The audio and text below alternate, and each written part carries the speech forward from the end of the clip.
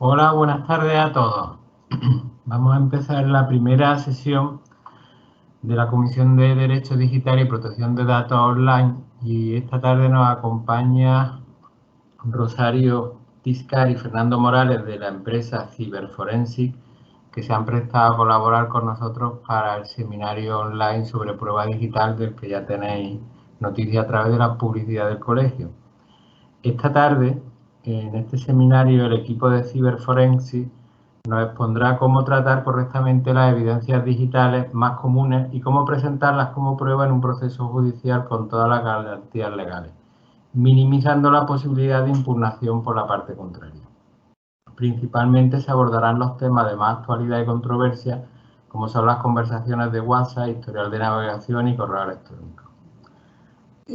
Antes de iniciar la jornada con ellos, nuestro compañero, ya conocéis, Rafa Perales, especialista en esta materia, va a hacer una breve exposición titulada Ignorancia y desconfianza ante las evidencias digitales.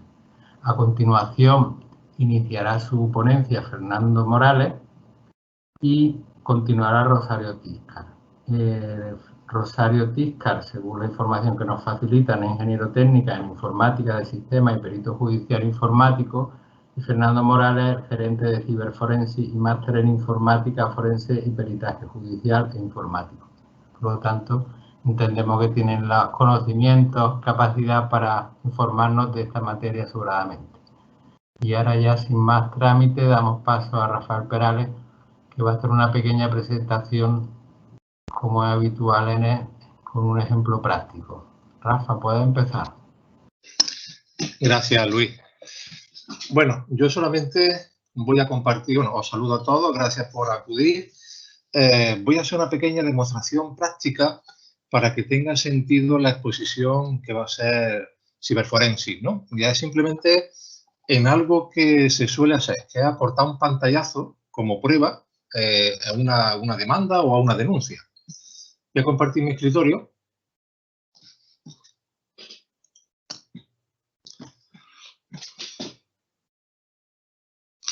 Y os voy a enseñar un poco lo que he preparado. Acabo de ver una noticia muy interesante y le he hecho un pantallazo. Y la noticia es la siguiente.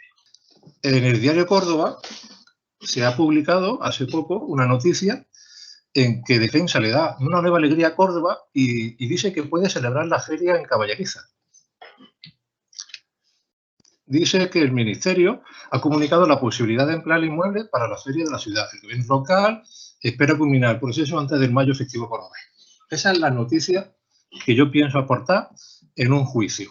Y le he pegado un pantallazo y la voy a juntar. Incluso puedo hacer un PDF y adjuntarlo. Como podréis intuir, por eso quería hacer simplemente dos conceptos, la ignorancia y la desconfianza. O sea, si lo veis en un medio, lo veis en un pantallazo, eso es suficiente para poder aportarlo en un juzgado. Pues ya os digo yo que la noticia verdadera era esta. Defensa le da una nueva alegría a Córdoba y ya puede iniciar la expropiación de Caballeriza. Esta es la noticia original. Y simplemente lo que se ha hecho es una modificación y se ha aportado, o sea que eso es simplemente, como os comento, tener en cuenta que un pantallazo puede ser perfectamente modificable y que no se pueda aceptar como una prueba tan alegremente.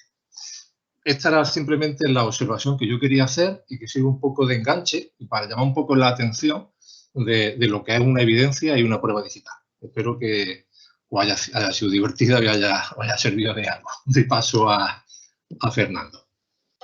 Hola, buenas tardes. Perfecto.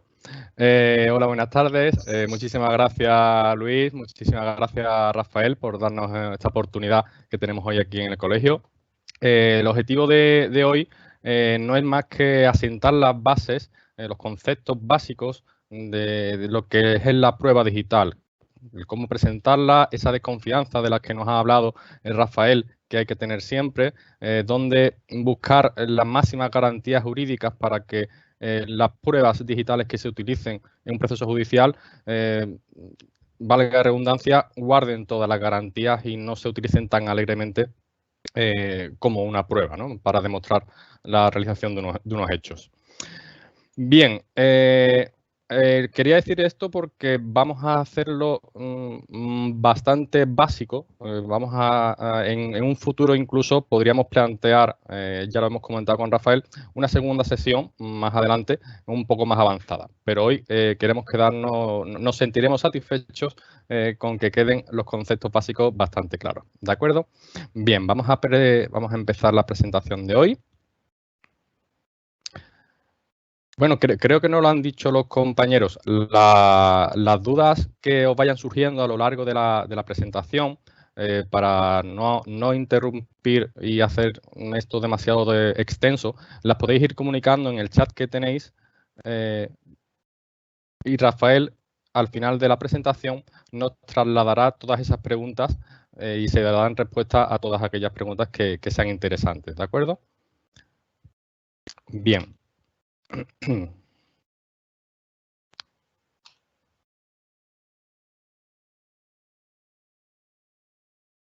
Estamos. Perfecto. Bien, hoy hemos querido titular la sesión de hoy, una pericial informática puede ayudar a tu defensa. Por supuesto, en muchas ocasiones en el entorno en el que estamos y la dirección en la que vamos en esta nueva era digital, cada día más y cada día con más frecuencia nos encontramos que la prueba digital incluso puede ser la única de la que se dispone para demostrar un hecho y por lo tanto hay que darle la importancia que tiene y no tomarla tan alegremente con los cauces tradicionales que se están utilizando para este tipo de situaciones. Bien, como decía, vamos a empezar por el principio, por lo básico, en cuanto a qué es una evidencia digital. Entendemos que una evidencia digital, toda aquella información digital que ha sido producida, almacenada o transmitida por medios digitales y que pueda aportar un conocimiento sobre un hecho en concreto. Diferencia entre evidencia y prueba es la misma que jurídicamente se considera. Si la evidencia es ese hecho que tenemos, cuando esa evidencia adquiere todo su valor probatorio, no se ha obtenido de una forma ilícita, se ha presentado en tiempo o forma adecuado, sí puede pasar a considerarse una prueba digital o una prueba electrónica. Un concepto básico que debemos tener en la evidencia digital es considerar la diferencia entre lo almacenado y lo visualizado. El ejemplo más claro de esto sería un correo electrónico. Un correo electrónico que nosotros hemos recibido en nuestro ordenador, lo que nosotros vemos no es el correo electrónico, es la representación gráfica de ese correo electrónico, es la visualización de ese correo electrónico. Pero el correo electrónico en sí es los archivos digitales que se han transmitido a través de Internet. Otro concepto básico que en muchas situaciones nos comentan abogados que dicen, no, yo nunca he tratado la prueba digital porque no llevo ciberdelincuencia. Digo, claro, pero no toda evidencia digital es fruto de la ciberdelincuencia. Entendiéndose como ciberdelincuencia la comisión de un delito utilizando la tecnología. Por ejemplo, si se realiza una amenaza por un mensaje de WhatsApp, se está utilizando la tecnología que es WhatsApp y sería un ciberdelito. Pero también podemos tener una evidencia digital en el momento en que en una conversación cara a cara hay una amenaza verbal y esa amenaza verbal está siendo grabada, por ejemplo, en vídeo. Ese vídeo es un archivo digital y con lo cual es una evidencia digital. Ejemplos de evidencias digitales, pues existen muchísimos. Correos electrónicos, archivos de audio, vídeo, conversaciones de redes sociales, publicaciones de fotografías en redes sociales, WhatsApp es lo más típico, hay infinidad. Son las más comunes y en las que vamos a abordar en el día de hoy, tanto correo electrónico como WhatsApp y navegación. Las características básicas que definen la evidencia digital son las siguientes. La evidencia digital es intangible, es decir, necesita un proceso informático para su apreciación. El ejemplo, volvemos a utilizar el mismo de antes, el correo electrónico. El correo electrónico, si no disponemos de una pantalla, no podemos apreciarlo. Es decir, el archivo digital como tal, no podríamos apreciarlo con nuestros sentidos si no es a través de un ordenador. La evidencia digital es replicable. A diferencia de otro ejemplo que siempre utilizamos, el cuchillo manchado de sangre con las huellas dactilares en el mango, ese cuchillo es una prueba, pero ese cuchillo no se puede duplicar, es único. En el caso de las evidencias digitales, existe la posibilidad de hacer una clonación y tener una copia idéntica al original, para que la diferencia entre original y copia sería un poco relativa, tanto en cuanto puede considerarse que tanto original y copia mantienen las mismas características. Ese es uno de los procesos que se llama clonación. Otra característica es que la evidencia digital es volátil y como tal puede modificarse y alterarse, como bien nos ha enseñado Rafael en esta primera presentación. Otra característica fundamental, sobre todo en redes sociales, es que la evidencia digital es indeleble, es fugaz. Con un mero clic puede desaparecer y puede no ser recuperable nunca, jamás. Ejemplos de ello podremos tener como los mensajes de WhatsApp, que si un mensaje de WhatsApp se borra, pasado cierto tiempo, esa información es totalmente irrecuperable, incluso poniéndose en contacto con la central de WhatsApp, que jamás nos va a facilitar esos datos porque de hecho no los almacena. Esto es un concepto básico, y que cuesta mucho cuando entender en algunas ocasiones, cuando hablamos con los abogados que nos contratan, que la prueba digital no se puede convertir mágicamente en una prueba documental. En ocasiones nos dice algún letrado, oye, mira, es que me han presentado en contra como prueba un correo electrónico. Digo, vale, ¿dónde está el correo electrónico? Dice, mira, aquí, en este PDF, en este papel. Digo, no, eso es un papel, es una representación gráfica del correo electrónico. Pero ¿dónde está el correo electrónico? ¿Dónde está el archivo digital? ¿Dónde está ese cuchillo manchado de sangre con las huellas dactilares para que se pueda comprobar que el ADN de la sangre pertenece a la víctima y las huellas dactilares pertenecen al agresor? No se podría en este caso. Con lo cual, nos deberíamos olvidar de estos pantallazos, fotocopias, etcétera. Y ahora veremos a continuación el por qué.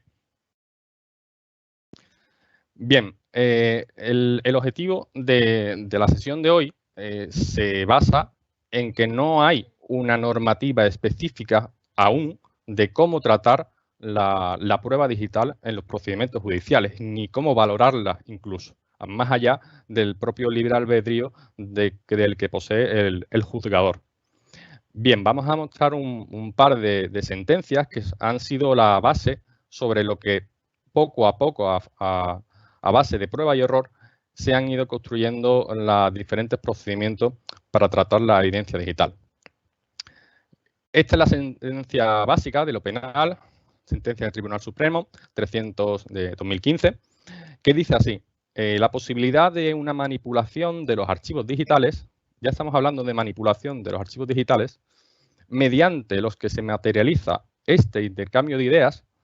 Esta sentencia hacía referencia a un intercambio de mensajes a través de una aplicación de red social, pero es aplicable al resto de las comunicaciones digitales.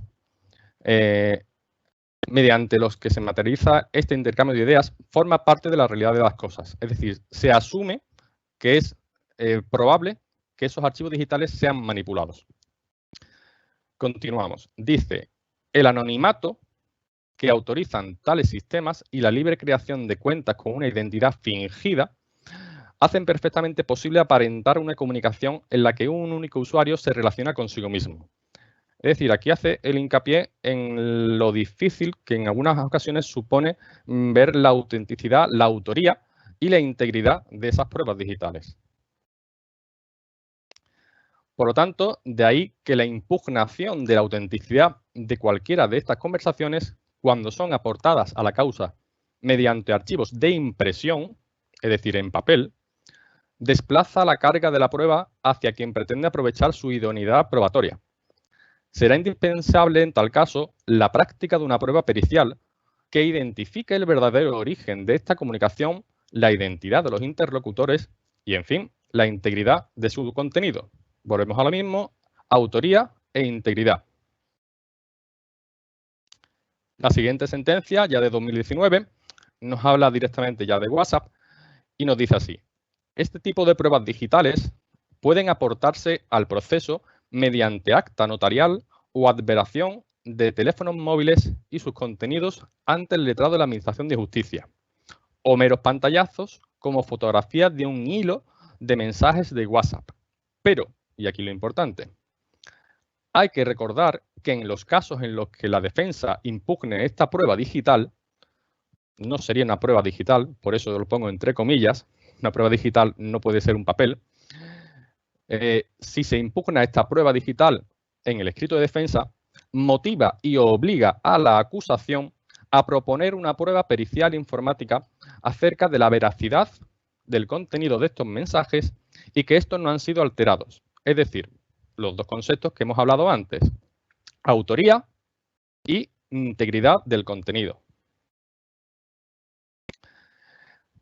Básicamente, el perito informático tiene tres funciones básicas. La principal, y es por lo que la subrayo, tenemos que tener muy claro que la función principal del perito es auxiliar al juzgador. Siempre. Y es la parte más compleja de nuestro trabajo. No es la parte técnica, por supuesto, que esa la controlamos, sino el traducir ese lenguaje técnico a un lenguaje comprensible y fácilmente entendible por todas las partes. Función, por supuesto, también es la de asesorar a la parte que nos contrata. En muchas ocasiones tenemos que decirle a los clientes que nos contratan: oye, no te recomiendo esto porque puede venir mal, o búscame si tienes otro tipo de pruebas, no te recomiendo. No hay siempre que tirar siempre para adelante. De hecho, en muchas ocasiones tenemos que frenar nosotros a los clientes porque lo que nos contratan no le va a valer en un juicio. Y, por supuesto, una función es la de auxiliar al letrado o la letrada de la parte que nos contrata, y esa relación entre perito y abogado y abogada también es la que consideramos que es clave para que el proceso judicial tenga meras garantías a la hora de presentar estas evidencias digitales. Para ser un perito informático, el requisito legal exigido es poseer una titulación oficial en el ámbito de la informática, entendiéndose como titulación oficial aquella titulación que va firmada por el rey, como siempre decimos. Es decir, puede ser una ingeniería o puede ser una FP, pero siempre una titulación oficial. En caso de carecer de dicha titulación, se puede estar afrontando a responsabilidades penales por delito de intrusismo profesional y estafa. Bien, vamos a traer el ejemplo en el ámbito laboral, aunque es extrapolable a otros ámbitos, pero aquí queda más claro a la hora de explicarlo y de entenderlo. En muchas ocasiones la prestación laboral pues implica la utilización de medios tecnológicos, y cada día más. Incluso no pensemos que los medios tecnológicos son exclusivos para alguien que trabaja en una oficina, dado que, por ejemplo, una limpiadora tiene que estar en contacto incluso a través de WhatsApp con sus coordinadores o con sus jefes, y esas comunicaciones son parte del trabajo. ¿Cuáles son los principales conflictos que se producen en el ámbito laboral? Bien, uno de ellos es el uso no corporativo de dispositivos electrónicos. Es decir, por ejemplo, hacer una navegación en páginas de fútbol o en páginas de contenido erótico, como posteriormente vamos a ver, y esa navegación no está permitida. Importante que esa navegación no está permitida. Quedaros con esa idea porque luego la vamos a retomar. Otro conflicto es el uso de la tecnología para cometer delitos.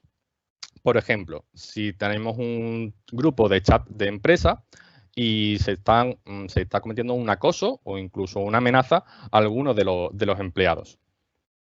También el uso de la tecnología para cometer delitos podría hacer una fuga de información confidencial de la empresa que el propio empleado se está enviando a su propio correo electrónico personal, por ejemplo. Otros conflictos son aquellos en los que las pruebas sean digitales. Volvemos a lo mismo. No es necesario que haya una ciberdelincuencia. En el momento en que esa evidencia haya sido guardada, por ejemplo, en vídeo, que se haya saltado un horario establecido o se haya accedido a una zona restringida y ese acceso haya quedado registrado en una cámara o en un dispositivo de grabación de vídeo. ¿Cuáles son los problemas que nos encontramos para obtener esas pruebas digitales en el ámbito laboral? Bien, la función de vigilancia y control del empresario no puede anular los derechos fundamentales a la intimidad y al secreto de las comunicaciones de los trabajadores, dado que nos encontraríamos frente a una prueba ilícita. Este concepto es el que tratamos al principio de evidencia digital y prueba digital.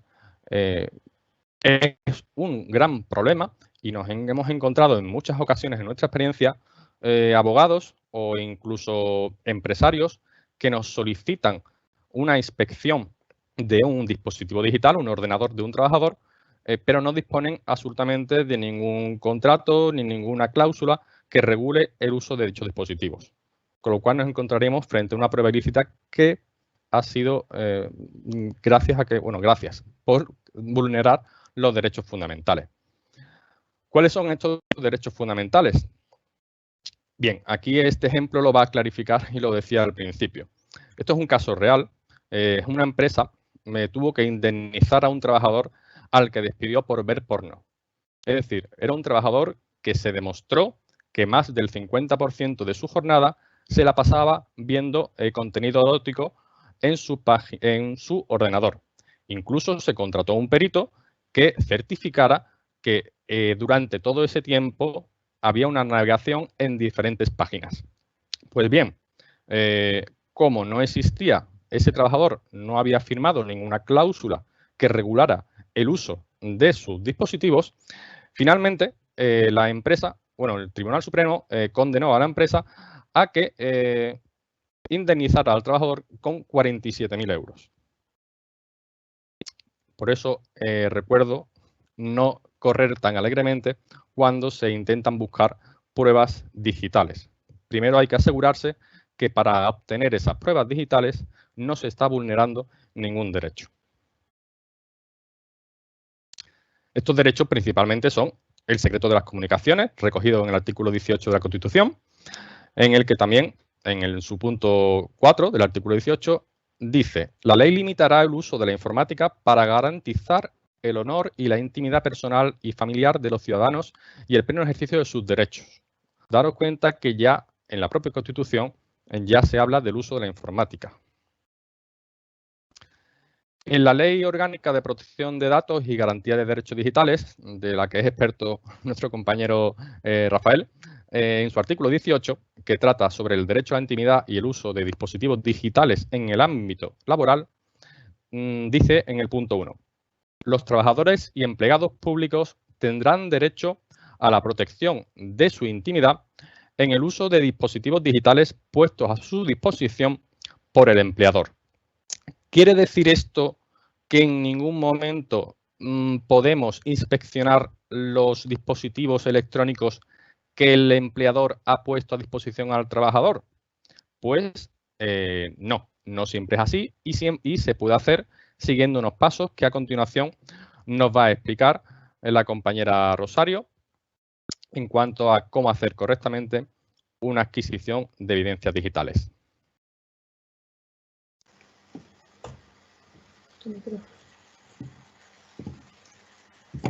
Bueno, buenas tardes, continúo yo con la presentación.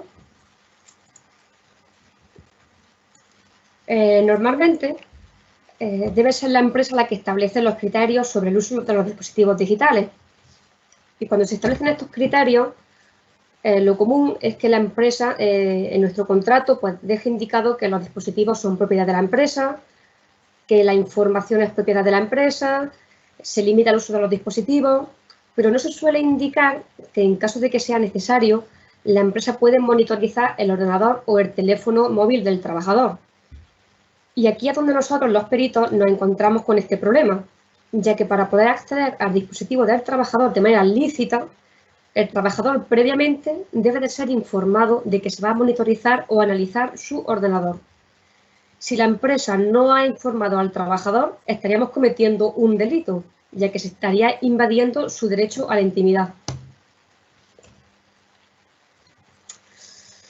Pero claro, ante esta situación, alguna solución tenemos que encontrar para poder acceder al ordenador del trabajador sin estar cometiendo un delito y sin invadir la privacidad.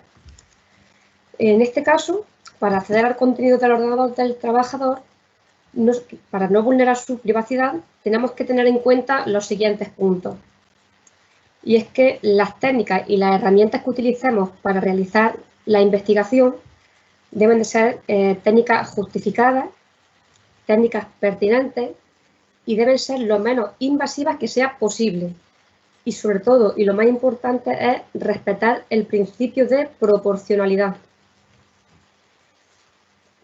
El principio de proporcionalidad es donde nosotros los peritos debemos de basarnos para aplicar métodos no invasivos que permitan realizar una investigación informática sin invadir la intimidad o la privacidad del trabajador. Os pongo un ejemplo para poder entenderlo mejor. Imaginaros que estamos analizando un ordenador porque se trata de un trabajador que ha bajado su productividad. Comenzamos a analizar el ordenador y vemos que en el escritorio contiene varios iconos dirigidos hacia casas de apuestas de fútbol, por ejemplo. Pues ya podemos imaginarnos que esta persona está navegando por internet en sitios de apuestas o en sitios relacionados con el deporte. ¿Qué es lo que podríamos hacer para no invadir su intimidad y para no mirar en cualquier sitio del ordenador? Pues podemos traer el historial de navegación y en ese historial de navegación hacemos una búsqueda solo por palabras.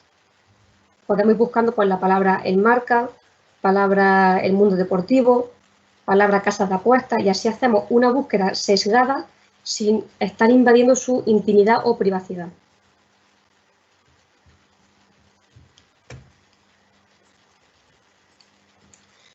Para comenzar a hacer la investigación informática, siguiendo unas pautas para garantizar la cadena de custodia, tenemos que tener en cuenta estos puntos que voy a comentar. Primero, cuando llegamos, os pongo el ejemplo de una empresa en la que se quiere analizar un ordenador concreto. Pues tenemos que ir a esa empresa y para demostrar que ese es el ordenador que queremos analizar, pues tendríamos que fotografiar el entorno o incluso grabar el entorno, grabar dónde está situado ese ordenador para demostrar cuál es el PC que se coge y que en un futuro no puedan decirnos que ese ordenador no pertenece a esa persona, sino que era otro diferente.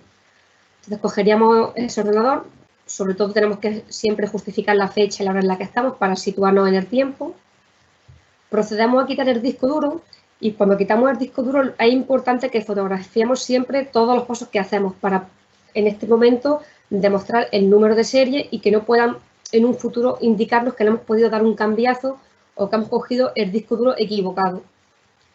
A ser posible siempre contar con testigos y lo más importante es hacer una clonación de ese disco duro original. Es muy importante este paso y se trata de hacer una clonación bit a bit para dejar el disco original en custodia y nosotros trabajar siempre con una copia. El original siempre se queda por si en un futuro es requerido. Y por supuesto el original se queda depositado para que nadie pueda manipularlo ni acceder a él. Para realizar los peritajes informáticos solemos apoyarnos en estas dos directrices, la 3227 que habla de las directrices para la recopilación de evidencia y su almacenamiento y la norma UNE 27037 en la que nos habla de directrices para la identificación, recogida, adquisición y preservación de evidencia electrónica.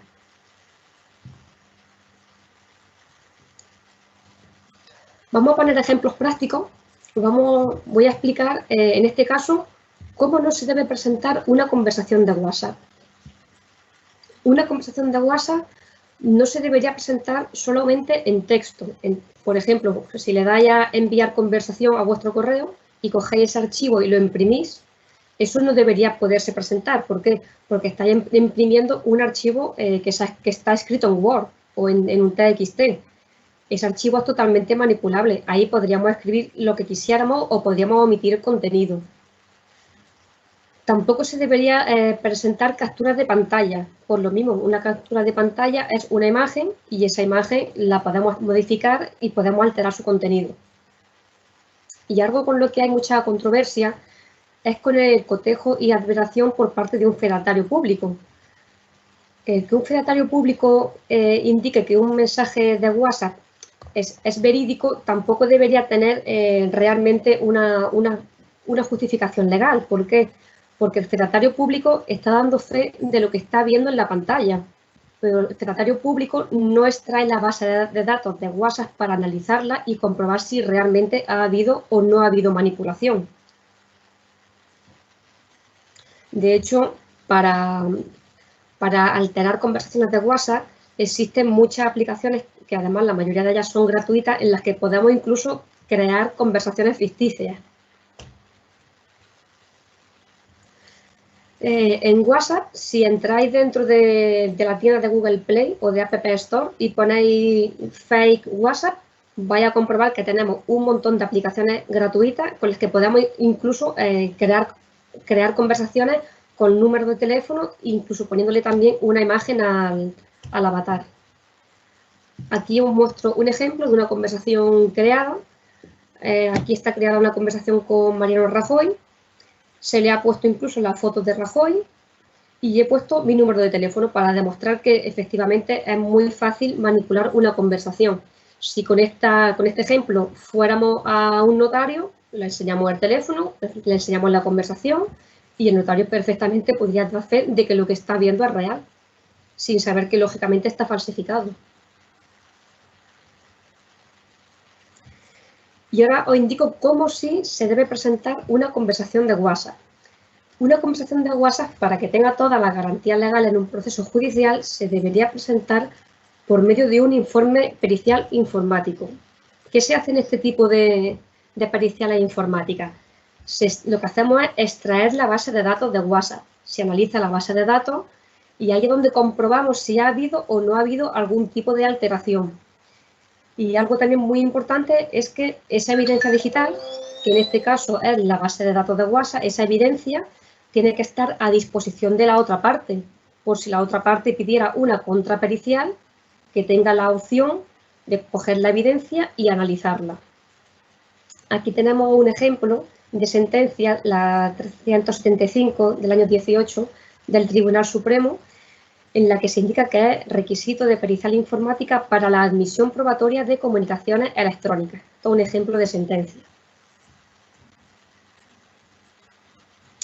Y como ejemplo voy a poner esta noticia que salió creo que fue en torno a hace un par de semanas en el periódico del Mundo, en el que decía en la noticia que Jorge Fernández Díaz había aportado un peritaje al juez que acusa a su número 2 de manipular SMS y engañar al notario. O sea, esta persona fue al notario con una aplicación de falsificación de mensajes de texto y el notario efectivamente dijo que sí, que esos mensajes eran reales. Posteriormente se hizo un peritaje informático y se pudo demostrar que esos mensajes eran falsos. Imagino que esta noticia os suena porque fue del caso Kitchen del PP. Ahora vamos a comentar los correos electrónicos. Los correos electrónicos son muy parecidos al caso de WhatsApp. ¿Cómo no se debe presentar un correo electrónico? Pues no se debe presentar solo en archivo digital. Si usáis Outlook, arriba a la izquierda tenéis archivo, guardar como, y podéis de esa manera guardar el correo electrónico. Ese sería el archivo digital, pero no vale solo con presentar ese archivo digital, porque ese archivo digital previamente, si para empezar no estáis siguiendo una cadena de custodia correcta, ese archivo digital ha podido ser manipulado. Tampoco se debe presentar impreso en papel, por lo que estamos diciendo, porque esa impresión se puede manipular, puesto que no deja de ser un papel escrito a ordenador. Y con capturas de pantalla nos encontramos con la misma situación. Hacemos una captura de pantalla, eso es una imagen que después podemos cambiar el remitente, podemos cambiar incluso el texto del propio correo electrónico. Y en cuanto al cortejo por parte de un fedatario público, nos encontramos en la misma situación. Vamos con nuestro ordenador a la notaría y le enseñamos al notario un correo electrónico. el notario puede dar fe de lo que está viendo, pero no sabe si lo que está viendo está manipulado o es verídico. De hecho, ahora vamos a ver un ejemplo de manipulación de correo electrónico. Aquí tenéis un ejemplo que he creado yo misma con mi cuenta de correo. He enviado un correo desde la cuenta de rosario@ciberforensis.com, lo he enviado a otra cuenta de correo y he puesto en el cuerpo del mensaje: se va a demostrar cómo se manipula un correo electrónico. Un saludo. Este es el mensaje original. Vale, pues en el mensaje, este concretamente estaba hecho con Hotmail, por si queréis probarlo vosotros mismos. En la pantalla de Hotmail, clicáis el botón derecho, pulsáis en la opción Inspeccionar y se nos abre una nueva ventana. En esta nueva ventana, como podéis ver, aparece el texto que estaba escrito en el cuerpo del correo electrónico y ese texto es manipulable. Yo ese texto lo he manipulado y he puesto: hola, soy el presidente del gobierno, la ciudad de Sevilla está confinada. Ha sido confinada. Si yo fuera con este correo a un notario, pues el notario podría dar fe y podría decir: efectivamente, estoy viendo este correo electrónico que tiene estas características con este emisor, este receptor y este cuerpo del mensaje. Como podéis ver, es un correo que yo misma he podido manipular. Incluso podéis hacerlo vosotros, siguiendo estas pautas. Por este motivo, si vamos a un notario, en un futuro nos pueden echar la prueba por tierra. ¿Por qué? Porque el notario no sabe si técnicamente lo que ve está o no está manipulado. Ante esta situación, ¿cómo si debe presentarse un correo electrónico? Pues un correo electrónico debe presentarse mediante un informe pericial informático. ¿Y qué es lo que se hace en este informe pericial? Pues siguiendo la cadena de custodia, se extraería la evidencia digital, se analiza el correo a nivel técnico, digamos que se analiza lo que no se ve por los ojos y posteriormente, junto con el informe pericial, adjuntamos la evidencia digital. Es importante adjuntar la evidencia. ¿Por qué? Porque si la parte contraria pide una contrapericial, pues le decimos: mira, pues aquí tenéis la evidencia, podéis analizarla vosotros mismos para comprobar si efectivamente el correo está manipulado o no está manipulado. Y para apoyar los peritajes en correo electrónico tenemos la sentencia 74 del año 2017 del Juzgado de lo Social de Navarra, en la que se indica que los volcados impresos de correo electrónico no tienen validez probatoria por sí mismos. O sea que ya tenemos una sentencia que apoya lo que estamos comentando. También tenemos la opción de hacer un contraperitaje. Cuando nos encargan un contraperitaje, ¿qué es lo primero que nosotros vamos a analizar? En primer lugar, me voy a fijar en la cadena de custodia para comprobar si ha habido una correcta cadena de custodia o si, por el contrario, la evidencia digital ha podido ser contaminada. Si se demuestra que la cadena de custodia se ha roto y que ha habido una contaminación de evidencia digital, probablemente su señoría empiece a mirar la evidencia de otra manera, puesto que ya está contaminada y sus resultados están alterados. Lo siguiente en lo que nos fijamos cuando hacemos un contraperitaje es si hay algún tipo de error durante la metodología empleada por parte del perito. Y para llevar a cabo estos procedimientos nos vamos a apoyar en las directrices que ya tenemos y que son la 3227, en la que nos habla de cómo se deben recopilar las evidencias y cómo deben almacenarse. Y otras directrices que son la 27037, en la que nos indica cómo se tienen que identificar las evidencias correctamente, cómo se tienen que recoger y cómo se tiene que preservar la evidencia para que no sea manipulada. Y con esto estaríamos llevando a cabo una correcta cadena de custodia. Normalmente los contraperitajes más comunes que nos suelen encargar suelen ser en cuanto a correo electrónico y conversaciones de WhatsApp que se han presentado en papel. Entonces, en este caso, lo que haríamos nosotros es un contraperitaje demostrando cómo esas conversaciones o esos correos han podido previamente ser alterados.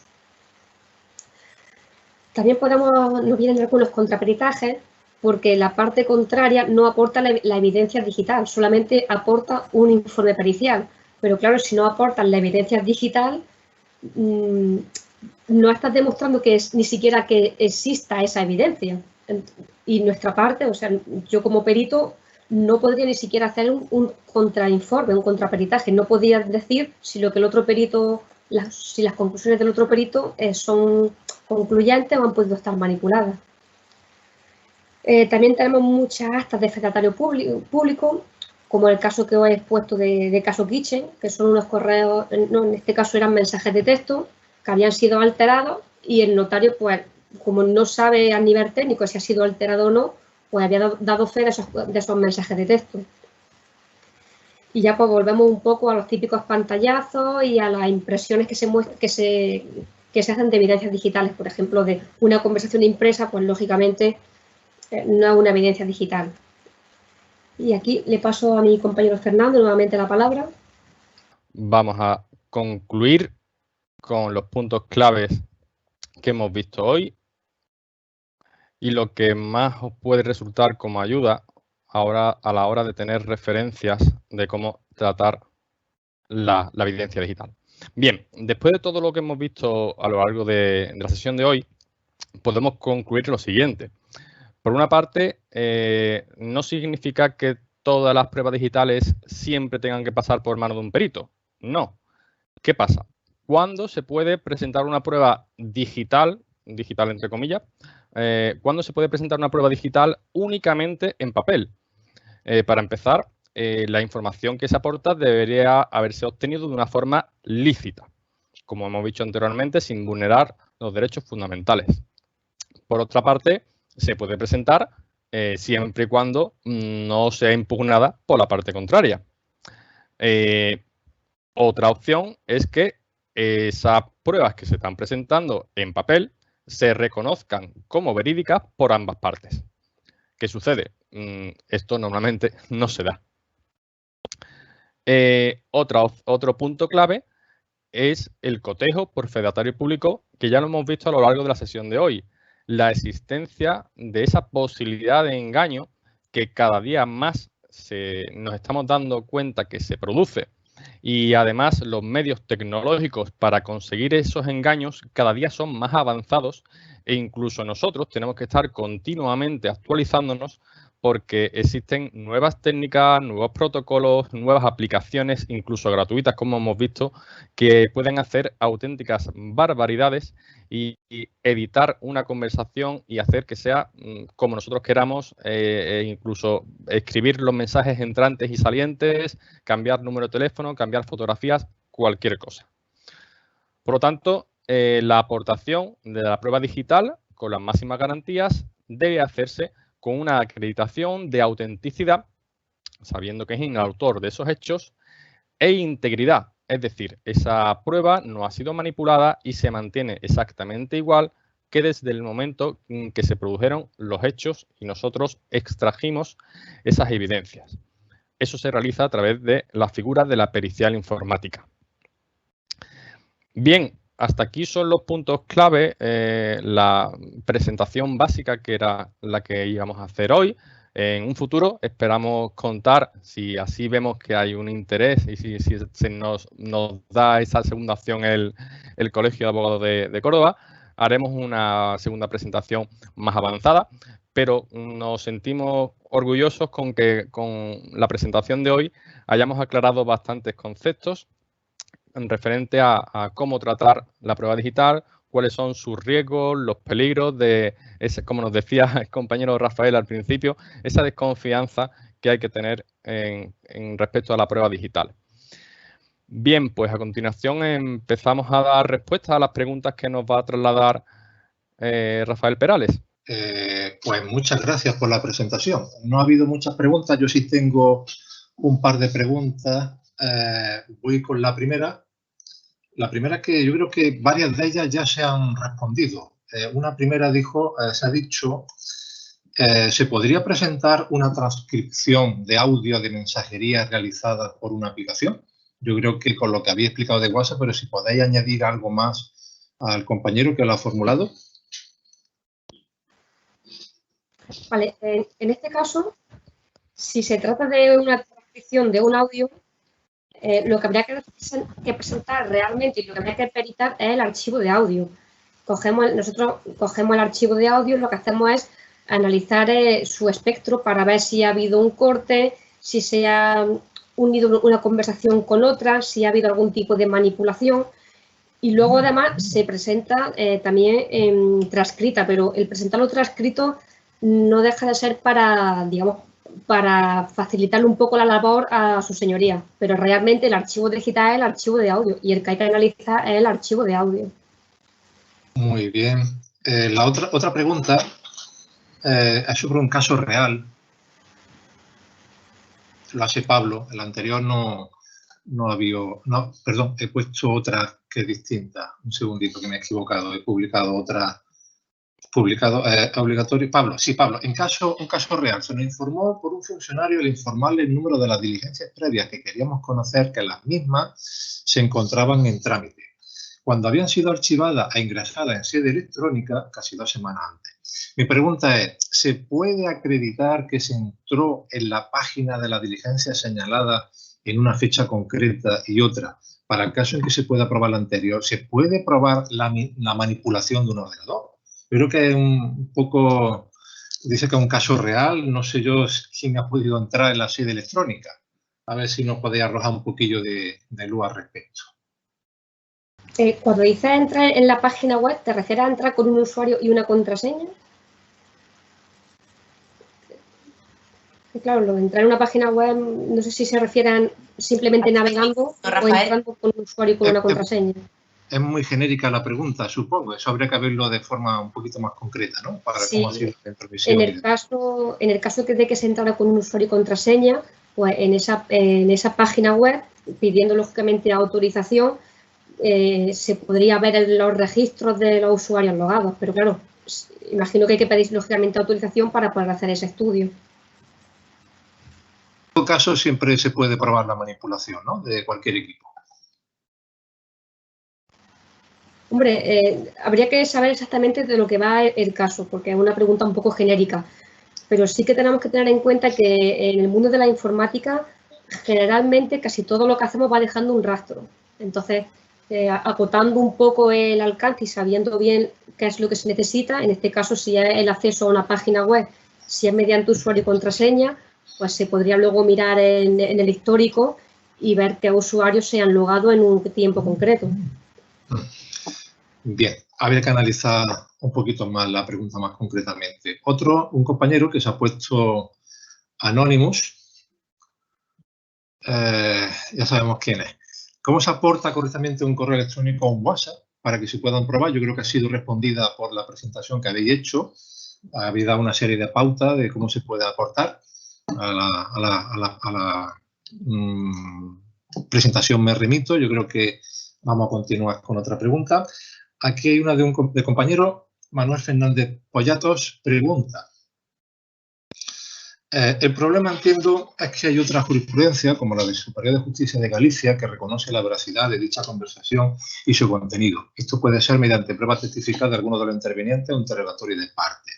O la sentencia del Tribunal Supremo del País Vasco, que nos recuerda el reconocimiento judicial de un terminal, una prueba válida para comprobar la autenticidad de WhatsApp. Te pueden decir que en una fase de instrucción se puede interesar que se oficie a la compañía proveedora, que se certifique, si bien esta posibilidad tiene una evidente dificultad, ya que WhatsApp no puede certificar.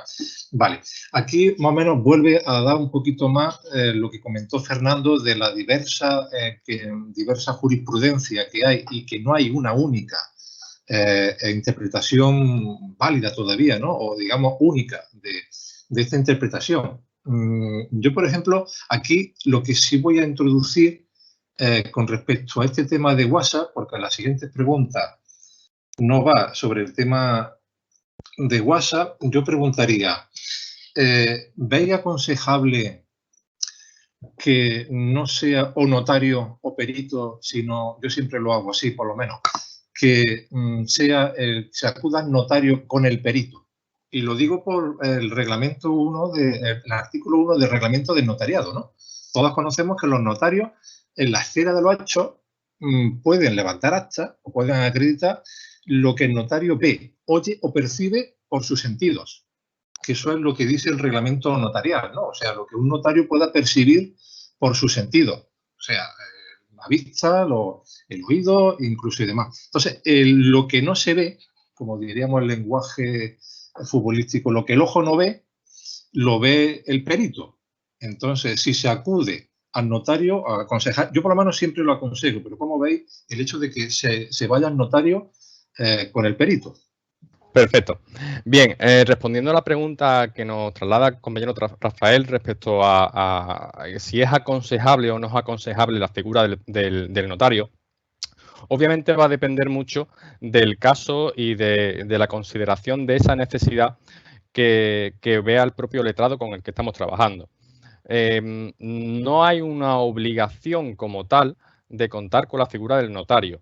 Para nosotros la figura del notario refuerza la propia pericial en aquellos casos en los que sean excesivamente delicados los contenidos, pero no hay una obligación. Es decir, es como un apoyo extra adicional. No hay una obligación de que una pericial informática vaya acompañada con un registro notarial, ni muchísimo menos. Ahora bien, cuando el letrado o la letrada que gestiona el caso considera oportuno darle un refuerzo a esa pericial, pues por supuesto que en otras ocasiones también lo hemos hecho. Muy bien. Paso a otra pregunta que dice... Bueno, yo la verdad es que lo que sí iba a matizar un poquito, cuando yo aporto un clonado, el clonado siempre me gusta hacerlo ante notario, por ejemplo, que siempre es una garantía. ¿Es posible acreditar el contenido de una página web en un momento determinado? Yo creo que aquí Rosario puede contestarla. Sí, efectivamente. Es posible acreditar el contenido de una página web, por ejemplo, el contenido del periódico del Mundo de la semana pasada. Existen herramientas que las tenemos a disposición para poder hacer ese tipo de investigaciones. Incluso acreditar una página web a través de un prestador cualificado de servicios de confianza también podría ser, ¿no? Se podía acreditar el contenido, se podía y demás. Anonymous, ¿se podría recuperar lo borrado? Esa pregunta es muy amplia. ¿Se podría recuperar lo borrado? Depende. Por ejemplo, en WhatsApp actualmente se pueden recuperar mensajes borrados de hasta 7 días para atrás. O sea, no, al revés, hacia los 7 días últimos, perdón, que me he liado. Y luego, en cuanto a, por ejemplo, si borramos una foto de un teléfono móvil o de un ordenador, pues depende si sea sobrescrito. A priori no se puede saber. Habría que hacer una recuperación de información y ver lo que se ha recuperado y lo que se ha sobrescrito. Pero hasta que no se hace una recuperación no puede saberse lo que se puede recuperar. Bueno, salvo que sea Hacienda o la Guardia Civil, ¿no? Que recuperan 3 formateos. Hacienda recupera 3, la Guardia Civil recupera 5 formateos. Supongo que depende de quién esté recuperando, ¿no? Si los datos han sido sobrescritos, en ese caso no es recuperable. Ahora, si no han sido sobrescritos, se puede recuperar muchísima información. A lo que te refieres tú es, por ejemplo, que no es un formateo, sino que es, por ejemplo, sobreescribir sobre el disco duro todo con X, ¿no? Que es una práctica para cargarse la prueba.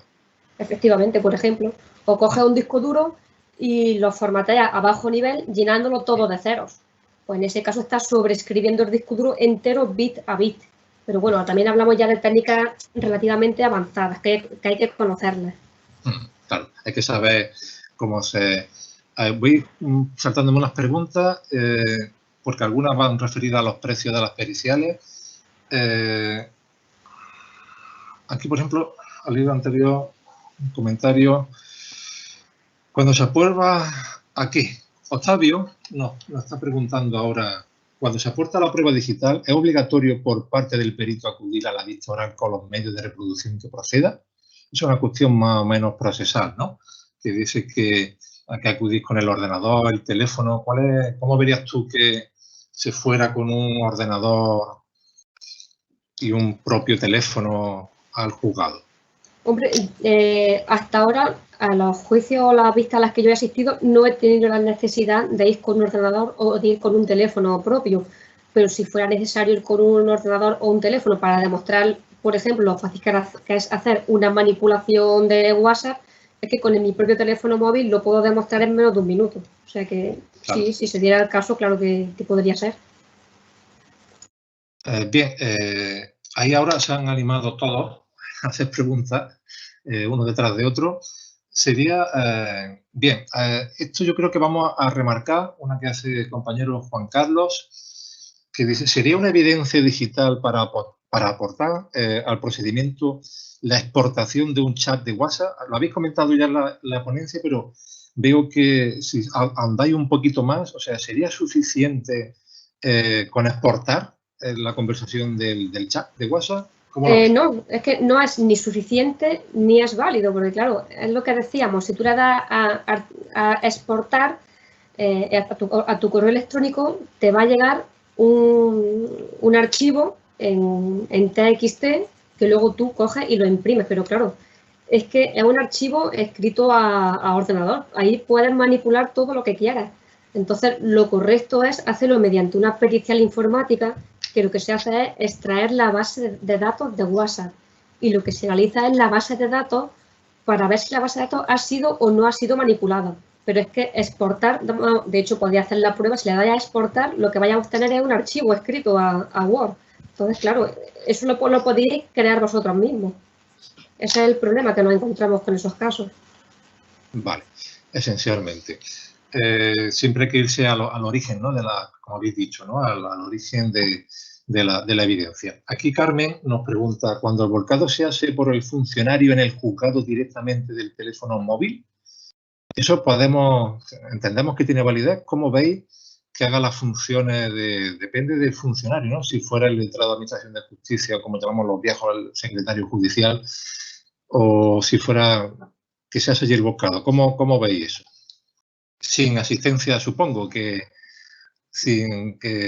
yo aquí matizaría la pregunta, concretándola un poquito, en que fueran sin perito o que ellos fueran directamente y dijeran, mira, pues vamos a volcar lo que hay en el teléfono móvil.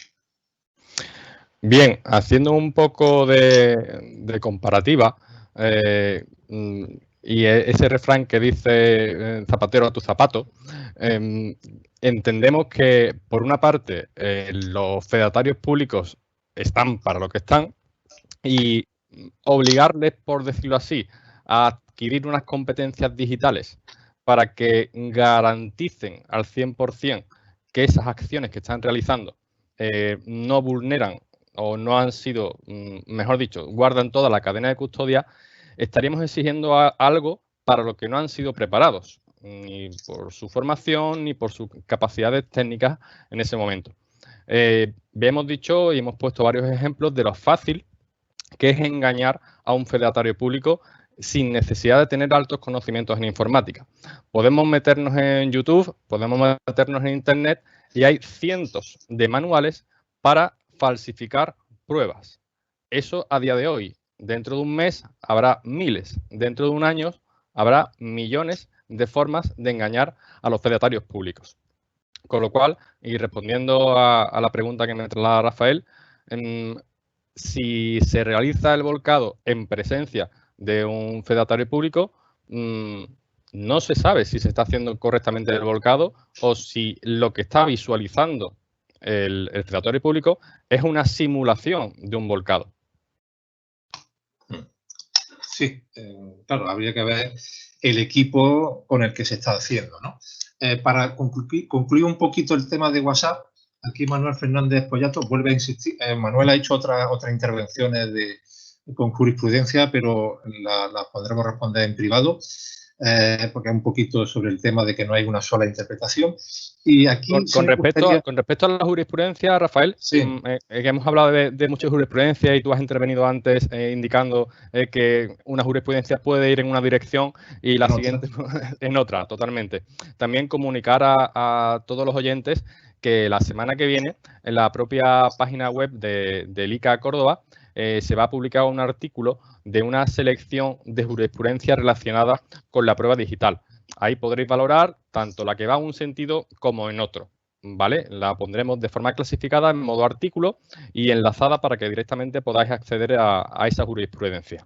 Y ya vosotros mismos, con vuestros conocimientos legales, podéis valorar la validez o no de una sentencia aplicada al caso concreto que tengáis sobre la mesa.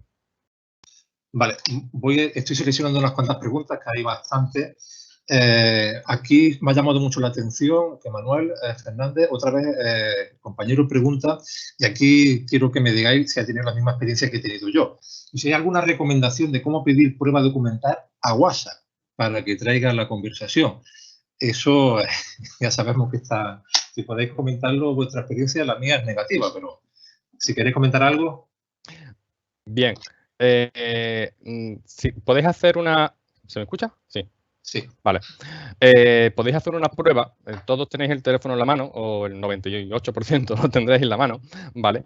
Si abrís cualquier conversación nueva de WhatsApp, os aparece un mensaje inicial, ¿vale?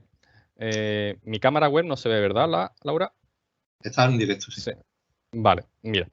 Pues si vemos aquí, ¿veis este mensaje amarillito que aparece? ¿Vale? Ese es el inicio de cualquier conversación de WhatsApp. En ese mensaje dice: los mensajes y las llamadas están cifrados de extremo a extremo. ¿Qué significa eso? Cuando yo escribo un mensaje y lo envío por el aire, por decirlo así, ese mensaje va encapsulado en una caja fuerte que necesita una llave cifrado. Cuando llega a su destino, únicamente cuando llega a su destino es cuando se puede descifrar, cuando se puede abrir esa cajita fuerte, dado que la llave la tiene el destinatario. ¿Por qué hace esto WhatsApp? Y lo dice aquí en el propio mensaje amarillito que tenéis al inicio de todas las conversaciones. Nadie fuera de este chat, ni siquiera WhatsApp, puede leerlos ni escucharlos. Y tampoco puede almacenarlos. ¿Por qué hizo esto WhatsApp? Y lo hizo modificando sus criterios iniciales. Para precisamente evitar que por procedimientos judiciales se le solicitara a WhatsApp esos datos almacenados. WhatsApp no almacena datos.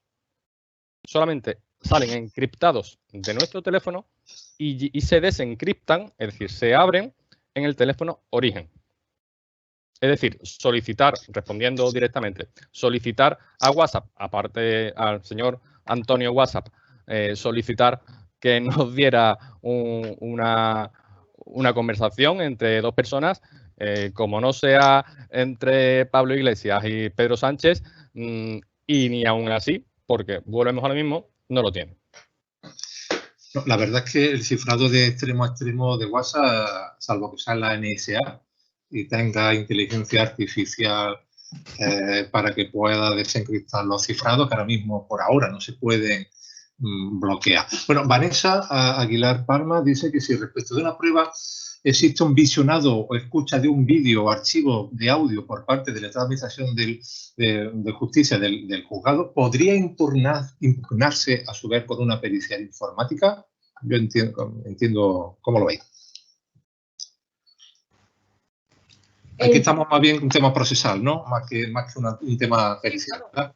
Sí, pero cuando nos llegan este tipo de casos de un vídeo, como ha expuesto la compañera, o un audio, o un WhatsApp, cualquier tipo de evidencia electrónica que está cotejado por un fedatario público, se puede demostrar mediante un peritaje informático que esa evidencia previamente ha podido ser manipulada. O sea, que en este caso era un vídeo, lo que dice la compañera, pues ese vídeo se puede cortar, se puede modificar, se puede hacer lo que quieras con el vídeo y después lo lleva al fedatario público. Por lo tanto, con un peritaje se podría demostrar cómo se manipula ese tipo de evidencias.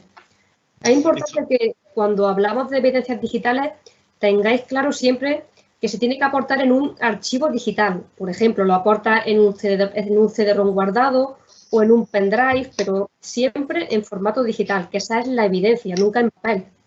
En papel es para ayudar a su señoría, a que entienda lo que hay en la evidencia, contenido. Aquí, Fernando, como te comenté, preparando la ponencia, todo iba a girar en torno a lo mismo, ¿no? De cómo presentar y demás. He seleccionado unas pocas, que incluso la que me ha llamado la atención de la compañera, que ya os he dicho quién es de Anonymous. ¿Conocéis algún caso en que se haya utilizado la cronología de ubicación GPS, por ejemplo, de Google Maps como prueba? Sí, lo hemos utilizado. De hecho, hubo un caso concreto muy curioso que tuvimos que rechazar, precisamente no porque técnicamente no fuera posible, sino porque la ubicación GPS también depende de la cobertura que se tenga.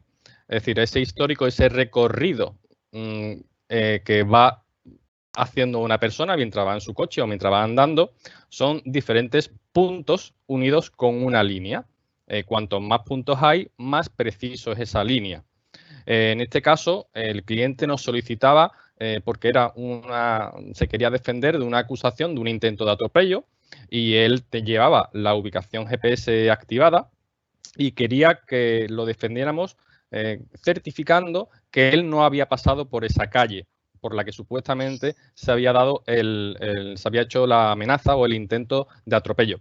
¿Qué pasó? En ese pueblo en concreto pues había muy poca cobertura, con lo cual los puntos registrados de GPS eran muy pocos y la línea que surge de la unión de todos esos puntos, como cuando éramos chicos que uníamos los puntos, el 1 con el 2 con el 3 para que apareciera un dibujo, ese recorrido no era lo suficiente fiable como para garantizar que no hubiera pasado por la calle por la que supuestamente se intentó cometer el atropello.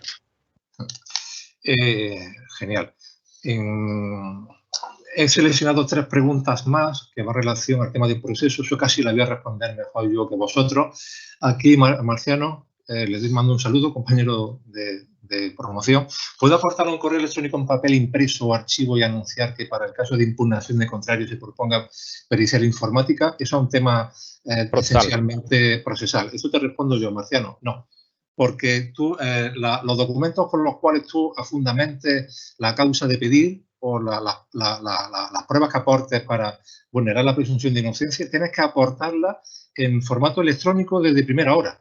O sea, luego, posteriormente, ya no puedes aportarlo. O sea, tienes que aportarlo bien y desde el principio, no luego si se contradice, ¿no?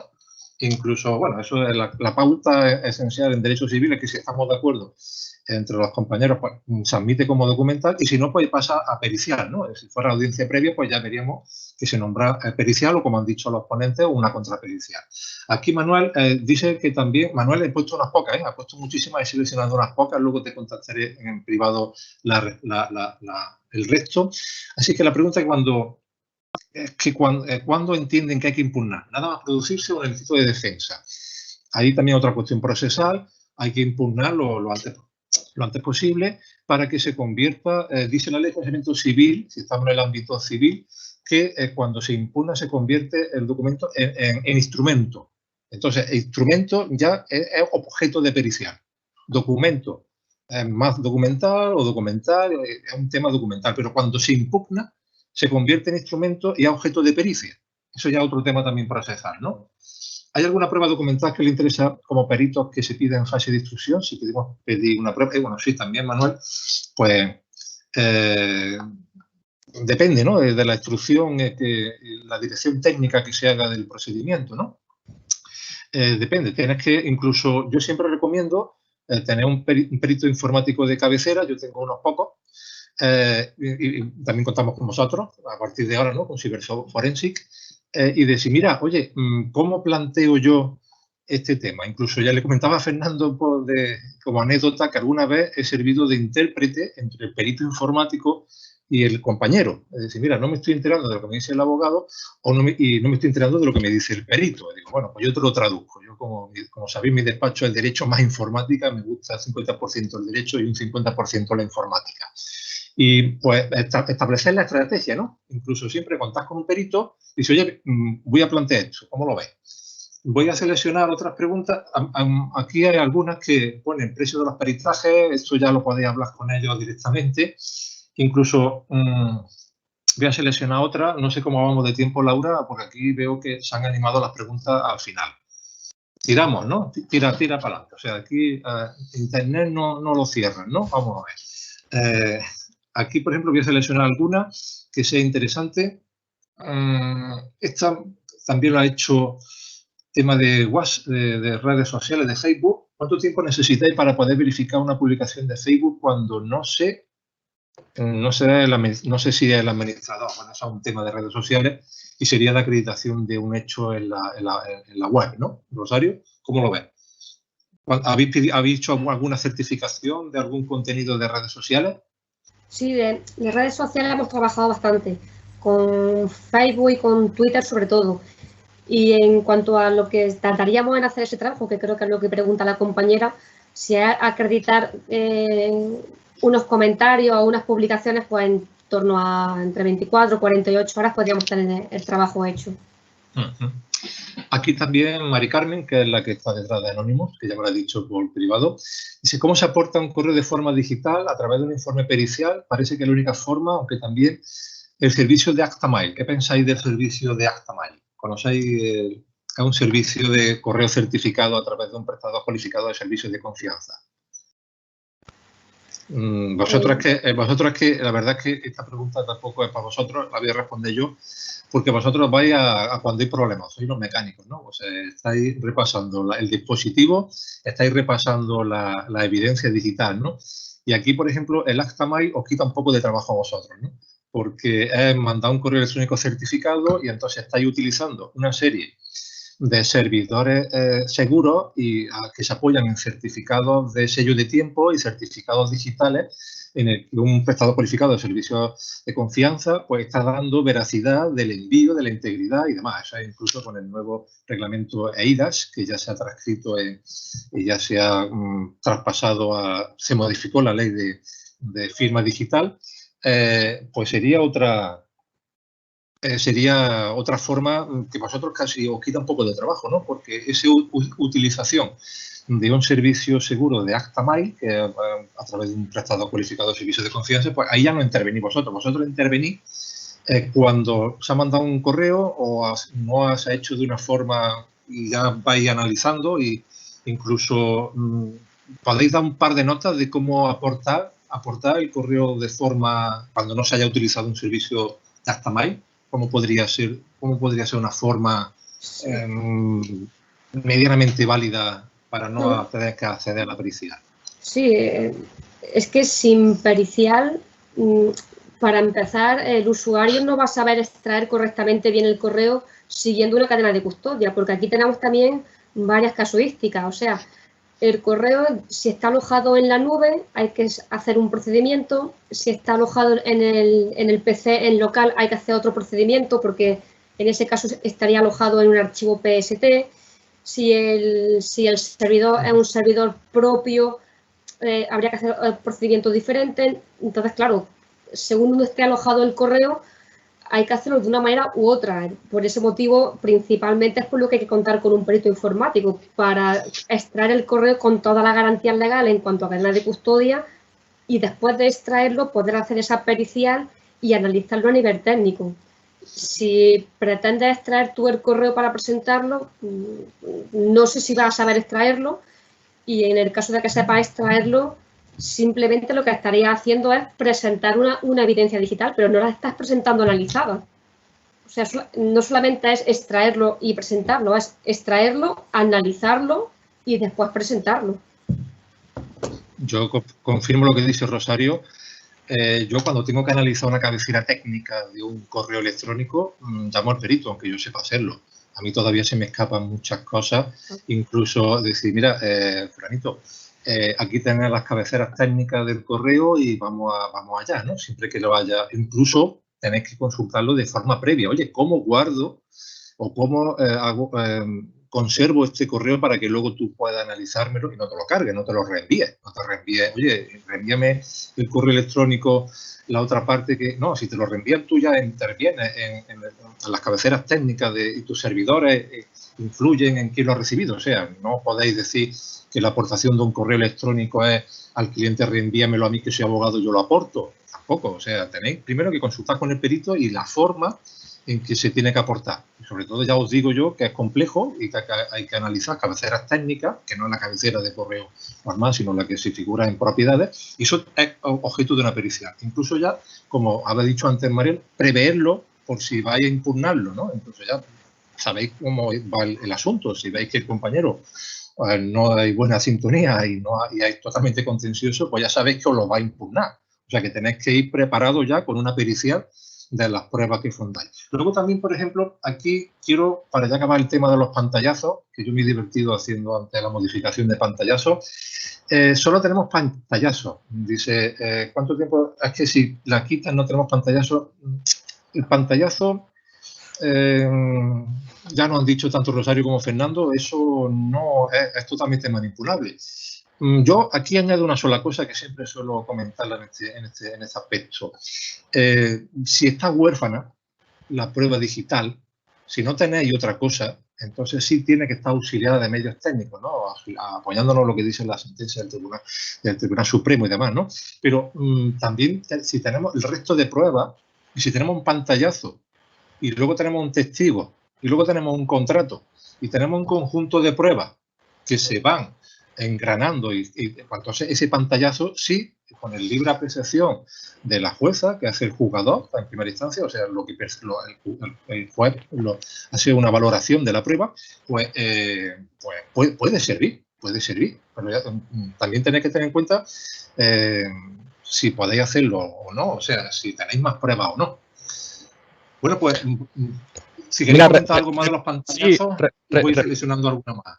Respondiendo a Rafael, que has hablado antes del reenvío, ¿vale? Me ha venido la idea a la cabeza como consejo para todos los letrados y las letradas, porque en muchas ocasiones me dice, oye, tengo la fotografía de mi cliente que me la ha enviado por WhatsApp. Yo tengo la fotografía que me la ha enviado por WhatsApp. Cuidado con eso. ¿Por qué?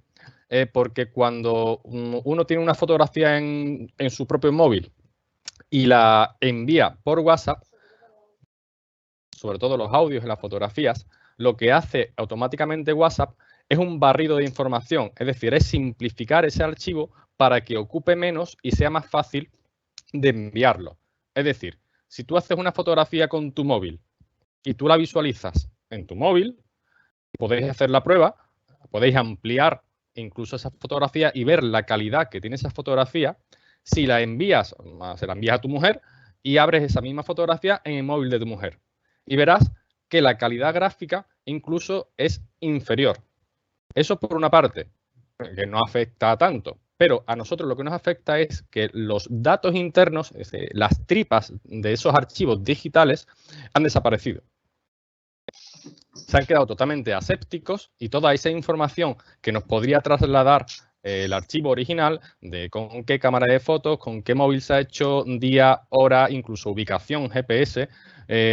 Aconsejo a todos aquellos letrados y letradas que tengan clientes que vayan a utilizar una fotografía digital como prueba y audios también, que activen la ubicación GPS de la cámara para que en el archivo digital, además de tener todos los datos de fecha, hora, etcétera, aparezca también reflejado la ubicación GPS donde se ha realizado la fotografía. Eso es un dato genial y que ratifica y da por válido que esa fotografía se ha hecho en un lugar concreto.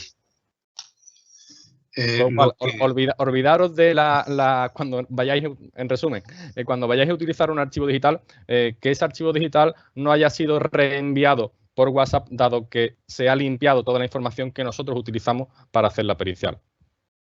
Esto que estamos haciendo ahora mismo, pues tenéis que hablar con el perito desde primera hora, no el día antes de aportar una prueba, que a lo mejor se va a pasar el momento procesar oportuno de aportarla, incluso para plantear una estrategia, ¿no? Es decir, incluso fijaros que lo que acaba de comentar Fernando, os podéis cargar una prueba, os podéis cargar una evidencia por el hecho de haberlo reenviado o se puede haber borrado. Aquí hay otra pregunta que he podido, la verdad es que hay un bombardeo de preguntas que me veo haciendo ya otra jornada sobre pruebas y evidencias digitales. Eso es buena señal, Rafael. Si hay interés, sí. Sería genial incluso abordar estas dudas que van más a modo procesal, como bien estás comentando, si abordar este seminario de una manera no tanto técnica como lo hemos abordado nosotros, sino ya a nivel procesal, de cuándo, cómo y por qué, según la jurisprudencia relacionada, ¿no? Claro, no es Eso lo mismo una reclamación de cantidad efectivamente, sería muy interesante para hacer, contando contigo, por supuesto, porque sé que tú eres un máquina en esto, contando contigo, seguro que sería muy interesante hacer una segunda sesión, un nivel más avanzado o desde otro punto de vista más desde el derecho procesal. Aquí hay otro de Mari Carmen, Anonymous, que dice que ha contestado también Rosario. ¿Qué pasa cuando el dispositivo está en poder contrario? ¿Podía borrar? Pues si puede haber borrado, si lo borra un tipo casa de darle delete, borrar, pues se podía recuperar. Como ha dicho Rosario antes, si me lo sobreescribes con X o conoce tu amigo hacker de turno que me hace un formateo de bajo nivel, pues tampoco. También dice otro compañero, existen aplicaciones que te ofrecen un certificado de conversaciones. Eso, yo ahora que nos dé la versión técnica, yo te voy a dar la opinión jurídica, ¿no? La técnica que la comente ahora Fernando Rosario. Existen aplicaciones que te ofrecen un certificado o incluso una transcripción de conversaciones. Existen aplicaciones, son lícitas. Yo jurídicamente ya te digo que no sé cómo lo vais desde el punto de vista técnico.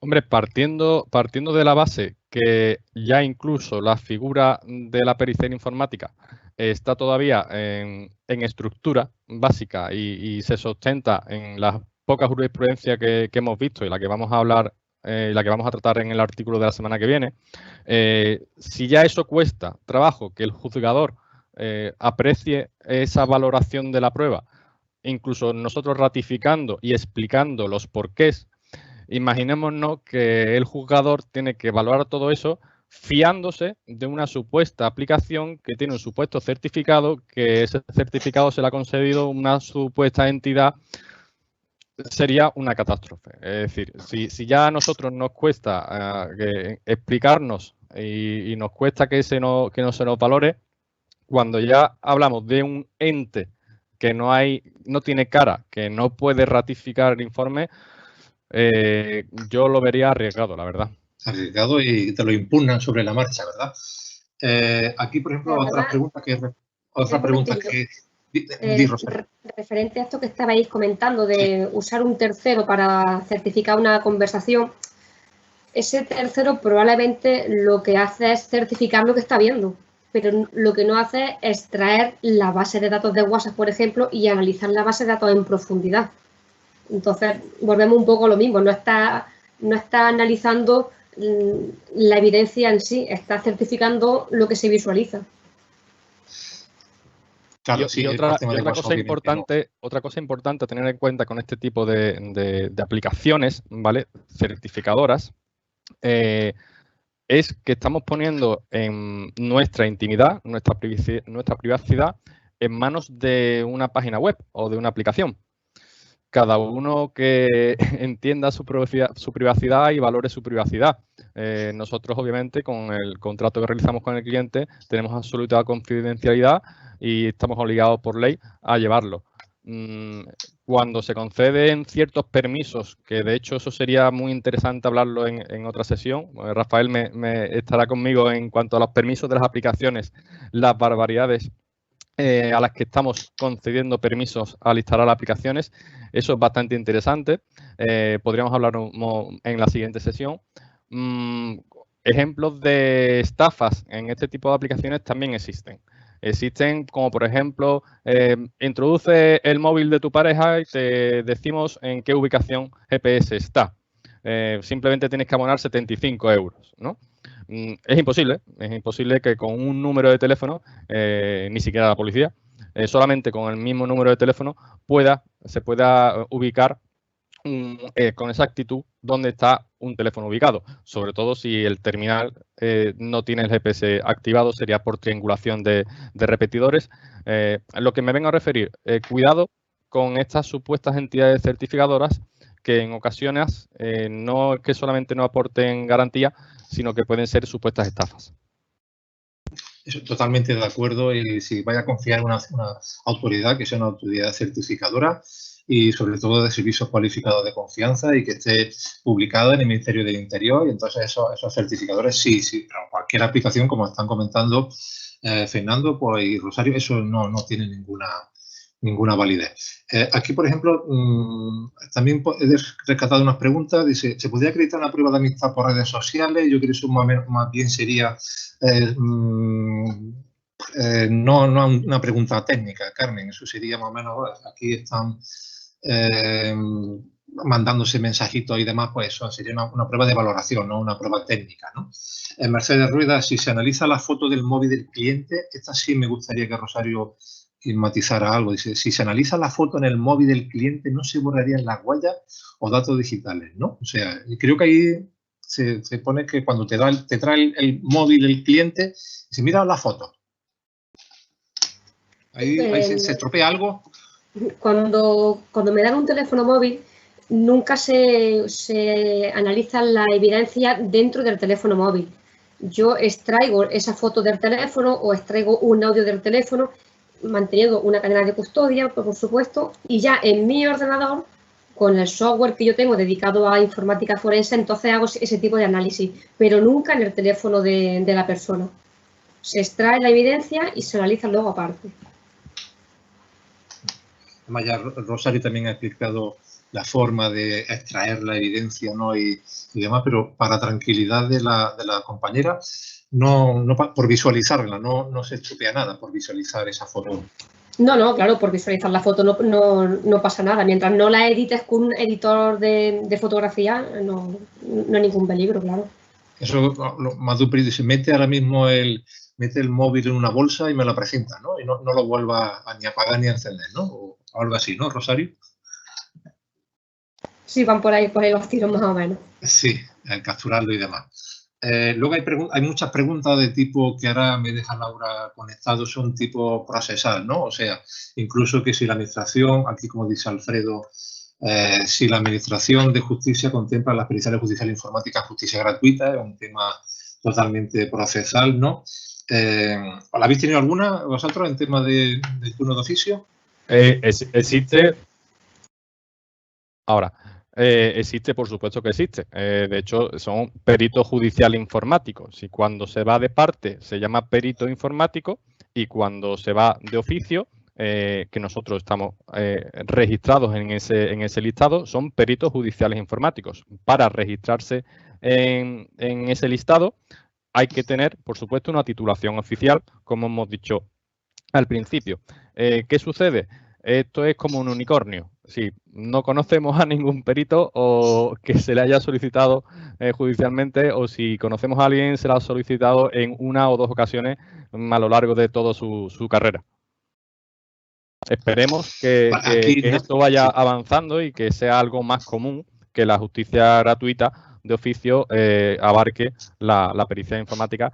Y la inercia y la dirección en la que va esta nueva era digital es lo que tiene pinta de suceder en un futuro no muy lejano, esperemos. Yo siempre comento que la sociedad se está digitalizando, los hechos se están digitalizando y las evidencias se están digitalizando y todo es digital. Por eso la Comisión cambió de Derecho de Nuevas Tecnologías a Derecho Digital, ¿no? El que considerara una nueva tecnología el correo electrónico o Internet, pues tendría un problema en el siglo XXI, ¿no? Considerar el correo electrónico una nueva tecnología. Aquí, Ignacio, también para remarcar un poquito, acabar el tema de la ubicación, ¿cuál sería la evidencia digital? Habría que pedir que Google certificara, es un tema, una pregunta que he hecho antes sobre el tema de GPS, ¿no? O sea, en que también se refería a Google Maps. Habría que pedir a Google que certificara la información. Yo creo que pedírselo a California o que sea Google Spain es bastante complejo. Ahí donde entráis vosotros, ¿no? Para acreditar la evidencia digital de la geolocalización. ¿Cómo se hace? ¿Cómo lo hacéis?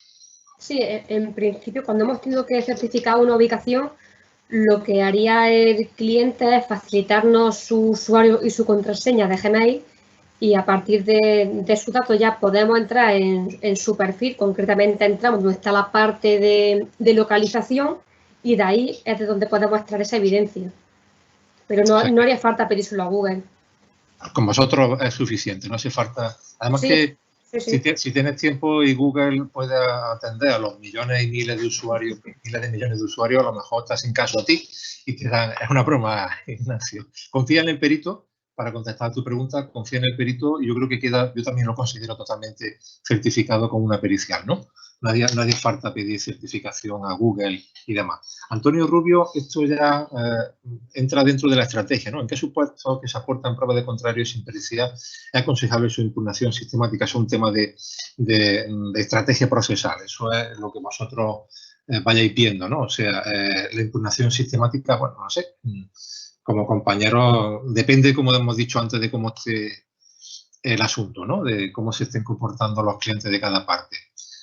Aquí, por ejemplo, Mari Carmen también preguntaba cómo podemos aportar de forma adecuada lo que el contrario sube a redes sociales. Eso depende, ¿no?, de los casos. Como unas pequeñas pinceladas de cómo se puede hacer de forma adecuada, ¿no? O sea, esto va seguramente para un tema de familia, que la pareja dice que no puede satisfacer la pensión y aparece en Facebook, ¿no?, con su Ferrari, con sus vacaciones, y dice, yo quiero aportarlo. Bueno, ya sabemos que al Rubio Hacienda le ha dicho que va a poner Big Data, ¿no?, para ver si está en Andorra o no. Sí. O sea, ¿cuántos casos habéis llevado? ¿Cómo la experiencia que habéis tenido al respecto, ¿no?, de la acreditación de parte contraria?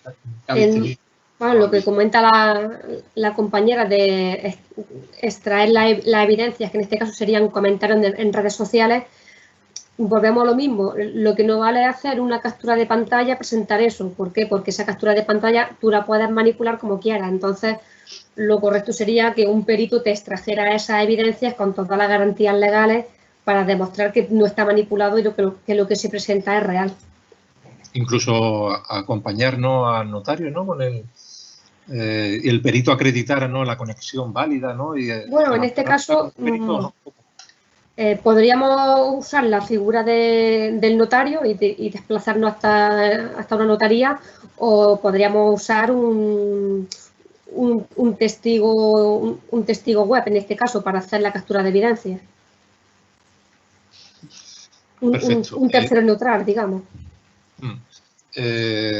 Alfredo también vuelve para acabar el tema de WhatsApp, pues lo mismo que es con WhatsApp serían Telegram, Signal, o sea, es lo mismo, ¿no? Exactamente igual, porque son mensajería instantánea, ¿no? Sería simplemente... Sí, sería lo mismo, sería exactamente igual. Extraer la evidencia digital, siempre manteniendo la cadena de custodia, que es lo más importante, y ya posteriormente se hace el análisis y junto con el informe se aportaría esa evidencia digital, pues por si la otra parte quiere hacer una contrapericial, ahí tiene la evidencia. He puesto también otra pregunta de Mari Carmen, Anonymous, que también es tema de WhatsApp, que son la mayoría de las preguntas que ha habido. Ahí dice, entiendo que un mensaje de WhatsApp que se exporta se puede manipular porque un mensaje de TXT, pero no se podría acreditar que un mensaje no ha sido manipulado. Esto un poco lo he puesto porque me ha llamado la atención para ver el recorrido que puede hacer el perito, ¿no? Es decir, bueno, yo sé que tiene que extraerle un perito, tal, pero ¿y si yo pudiera acreditar que no se ha manipulado? ¿Cómo lo plantearía? Es que si yo no extraigo esa base de datos y no la analizo para demostrar que no está manipulado, si no hago ese análisis no lo puedo acreditar. Bueno, yo no conozco otras maneras de acreditarlo, la verdad. Es que la evidencia digital está contenida en una base de datos dentro del teléfono. Hay que extraer esa base de datos y analizarla. De otra manera no se puede acreditar. Que empezar desde primera hora con la pericial y no meterse a mitad de camino, ¿no? A mitad de viaje, sino empezar desde el principio con la extracción, cadena de custodia y demás. Aquí, por ejemplo, Mari Carmen vuelve a decir, eso sí lo conozco, ¿no?, porque el notario la notaría acceden a través de su propio canal cifrado, ¿no? E incluso tiene su propia web, dice pantallazo, realizado en el ordenador del notario. Podría manipular el que uno hace en su ordenador, pero no el que se hace en el ordenador de una notaría, ¿no? Eso no.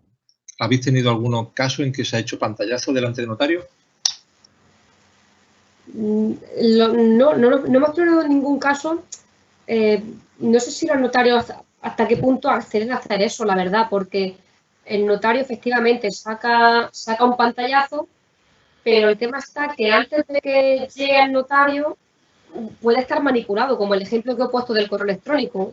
Yo puedo entrar en mi correo electrónico, botón derecho, inspeccionar, cambio el cuerpo del mensaje y ya con el cuerpo del mensaje cambiado se lo llevo al notario. Y el notario hace el pantallazo. Entonces, claro, el notario hace un pantallazo de lo que está viendo, pero el notario no está acreditando a nivel técnico que lo que ve está o no está manipulado. Bueno, yo ahí solamente comentaría los casos que yo he tenido, ¿no? Incluso. Dime, Fernando. Fernando, micro. Fernando. Un momento, ya. Hola. Sí. E incluso para este ejemplo que habéis, esta cuestión que habéis planteado, lo de un pantallazo en el notario, nos viene muy bien el ejemplo que tú has puesto al principio, Rafael, el ejemplo de cómo manipular una página web. Si al notario, incluso desde el ordenador del notario, se accede a una URL, es decir, a la dirección, a www.tatatán, ¿vale? Si ese enlace, esa dirección, yo se la facilito al notario, pero yo esa URL, si esa página web la he diseñado a mi antojo, el notario accede desde su ordenador a la dirección que yo le estoy indicando y resulta que lo que está viendo también ha estado manipulado. Sí, incluso la página del ABC o la página del Marca puede ser manipulable y el notario no es capaz o no tiene la suficiente conocimientos técnicos para averiguar que esa URL, es decir, esa dirección donde estoy entrando, pertenece realmente a Marca o pertenece al cliente que está accediendo a la notaría. Es lo que tú comentas, Fernando. Incluso yo más de una vez he tenido que acudir a un notario que supiera de nuevas tecnologías, ¿no? Incluso yo tuve la oportunidad de acudir al primer congreso de Notartic, que era tema de notario, y los notarios tienen que tener algún conocimiento, ¿no? Incluso hay el que no te hagan un man in the middle, ¿no? O sea, que te hagan un hombre del medio y te hagan ver lo que haya. O sea, yo contestaría esa pregunta de la siguiente forma. Si se va a hacer delante del notario, que sea a través de la wifi, bueno, que esté el perito presente para empezar, ¿no? O sea, que el perito esté ahí acompañando al notario y estuviera lo que hemos dicho antes, lo que te he comentado del artículo 1 del reglamento del notariado. El notario solamente puede acreditar lo que ve y los procesos técnicos no los ve. Eso los ve el perito. Entonces, el notario pregunta al perito, dice, ¿esto es así? Y entonces da un testimonio cualificado que no es testifical pericial, o sea, la figura del testigo perito, que es un testigo cualificado, ¿no? Entonces, el notario no lo ve, pero el perito sí lo ve. Entonces, el perito incluso aporta el informe pericial y se incorpora, ¿no? Yo ya os aconsejo incluso acudir a un notario que sepa un poquito, no que diga, a mí me han mandado aquí, y para que no se le pueda inducir a error. Aquí, por ejemplo, también yo creo que todavía si hay bastante gente conectada, podemos seguir un rato más, porque a mí esto, como estoy en casa, no estoy en el salón de actos, pues hasta que mi mujer me llame para comer, pues no hay problema. Dice Carmen que si se adjunta a la demanda un documento impreso sobre el supuesto contenido de un email y sin que se presente pericial del mismo, al impugnarlo, la parte puede después aportar dicho peritaje. Eso es un tema procesal que ya lo hemos comentado antes. Hay que aportar los documentos, la evidencia y las pruebas desde el inicio. Y además que incluso, John, fijaros que tanto Fernando lo ha comentado, Rosario también, ambos, el tema de clonado, ¿no? Incluso yo tenía ahí una pregunta que la llamo cualificada. Siempre hay que coger una evidencia digital y clonarla y dejarla depositada o ante el letrado de Administración de Justicia o ante el notario, ¿no? Y no trabajar nunca con el original, sino como habéis advertido vosotros, sobre la copia. La copia, si yo quiero trabajar sobre una evidencia digital, ¿pido una clonación o trabajo sobre una copia clonada y vuelvo a clonarla? ¿Qué aconsejáis? Porque una clonación va con su hash y se puede acreditar que el contenido es bit a bit, ¿no? Pero puedo pedir, ¿cómo aconsejáis que se haga? Vale, un concepto que hoy no hemos tratado, que lo acaba de pronunciar Rafael, es el concepto hash. El concepto hash, que podría decirse como una firma digital, para que todos nos entendamos, cuando hay un documento oficial de la Junta de Andalucía o cualquier documento oficial, en el pie de página aparece como una especie de código seguro de verificación, con una especie de código de barras y un código alfanumérico de extensión variable. Ese es el hash, es decir, es como el ADN de ese documento. Es único e unívoco unívoco para ese documento. Si una clonación, lo que conseguimos, lo que hemos explicado al principio de la presentación, la no diferencia tan clara entre original y copia, que podría darse en un documento en papel, cuando nos decían algunos compañeros, oye, es que todavía nos siguen solicitando que el original lo firmemos con bolígrafo azul para diferenciar cuál es el original y cuál es la copia, ¿no? Como si no se hicieran fotocopiadoras en color en el siglo XXI, ¿no? Pero bueno, en digital, el original y copia, cuando se realiza a través de una clonación bit a bit, es decir, una clonación forense, no es una copia, no es copiar y pegar. Cuando se realiza el hash, es decir, ese ADN, ese código de identificación unívoco, es idéntico. Y precisamente el hash es el código que nos permite asegurarnos que lo que se ha analizado y lo que se ha puesto a disposición judicial es exactamente lo mismo y guarda las mismas características. No sé si ha quedado más o menos claro, Rafael. Sí, yo entiendo que sí, yo lo simplifico un poquillo. Eso es, cualquier documento lo traduce en hash. A mí cuando me lo explicaron, convierte una cadena al chorizo, ¿no? La cadena de alfanumérica, todo contenido que se le aplica un algoritmo, que puede ser diverso, siempre sale el mismo hash. Si el documento original ha sido modificado, aunque sea en una sola coma, el hash será diferente. O sea, como ha dicho Fernando, el ADN es el título, o sea, la acreditación. Incluso cuando mandamos los escritos por LabNet, calcula el hash. ¿Por qué? Porque si se vuelve a calcular esa misma operación, ese mismo algoritmo, siempre saldrá el mismo resultado hash. Además, hash significa hacer polvo. O sea, hash no tiene ninguna traducción, viene del inglés, que es pulverizar. O sea, tú coges el Quijote y te sale un hash de 32 dígitos. Y si tú coges 2 líneas, te sale el mismo hash, o sea, perdón, la misma longitud, pero siempre será el mismo. Ya hemos respondido todas las preguntas. Agradecemos a Manuel Fernández Pollato, que ha metido aquí también sentencia. Incluso ahí la tenéis. Laura puede también incorporarla a lo que aporte a vosotros mañana, si el forense. Hay una pregunta que esa también la hace Mari Carmen. 326.3 de la Ley de Enjuiciamiento Civil, que va en relación a la impugnación de documentos electrónicos. Eso va en relación con la antigua ley de firma electrónica, que incluso habla de, eso es un tema de documentos electrónicos, ¿no? O sea, incluso vosotros os llegan ya para que analizáis el documento, no sería una pregunta técnica, sería incluso si qué tipo de certificado se está empleando, ¿no? Y dice que la firma 326.3 de la Ley de Enjuiciamiento Civil dice que establece que a quien interese la eficacia de un documento electrónico lo pida o se impugne su autenticidad, se procederá conforme a lo establecido en el artículo 3 de la Ley de Firma Electrónica. Hay que tener en cuenta que esa ley ha sido modificada, ¿no? Pues depende de qué tipo de certificado se haya empleado para firmar digitalmente ese documento. Eso es un tema ya, a vosotros os llega, no es una pregunta tampoco para periciar. Yo lo que veo que se tienen muchas dudas, pero no se sabe muy bien. Por eso ya os digo que muchas veces lo que hago es de intérprete, ¿no? Digo, esto no se lo pregunta el perito, eso no es de su materia, ¿no? El perito te va a decir qué tipo de certificado, te va a decir la trayectoria, te va a acreditar, o sea, simplemente la evidencia.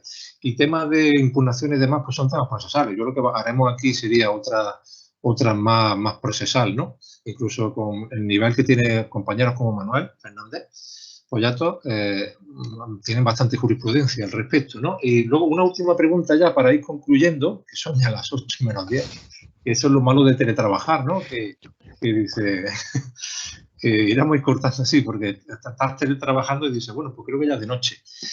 Una última pregunta. ¿Puede después aportarnos eso? Ya lo hemos visto. Lo de Mercedes Rueda, que dice la compañera, que es un tercero web. O sea, ahí, yo creo que ahí se refiere tampoco al tema, yo creo que se refiere al tema de un prestador cualificado de servicios de confianza, ¿no? Antes se llamaba un tercero de confianza hasta que se modificó el reglamento IAS a nivel europeo. Entonces, pues es un tercero que con su sello de tiempo, que está acreditado, pues podría acreditar incluso para temas de contenido, ¿no? Hay aplicaciones de certificado, pero eso ya os digo que no es un tema pericial. Aquí muchas veces lo que se hace es la criba de qué es lo que le corresponde al perito, ¿no? Porque muchas veces le piden, no sé, para concluir, si a veces os piden cosas que no podéis hacer, ¿no? Supongo, ¿no? Sí, muchas. En ocasiones, ya te digo, rechazamos casos cuando algunos, el ejemplo del GPS, ¿no? O otros casos en los que no es suficiente la información que tenemos o el archivo que nos han facilitado no dispone de la información necesaria para acreditar los hechos que se quieren demostrar. En muchas ocasiones, no son pocas, en las que o bien no podemos llevar el caso, o bien hacen falta un tiempo necesario para hacer una investigación más profunda. Genial. Pues si queréis concluir, yo os agradezco muchísimo vuestras buenas intervenciones. Bueno, la ponencia que como introductoria está bastante bien, pero como introducción a la prueba y evidencia digital ha sido bastante interesante y sobre todo la avalancha de preguntas que ha habido al final. Como veis, es un tema más bien procesal y demás. Os agradezco yo vuestra participación y ahora le paso la palabra a Luis para que ya despide. Muchísimas gracias por vuestra aportación. A vosotros por darnos esta oportunidad. Muchas gracias por habernos invitado a este seminario. Y cualquier duda que os surja, ahí tenéis nuestro teléfono y nuestro correo electrónico para contactar con nosotros siempre que lo necesitéis.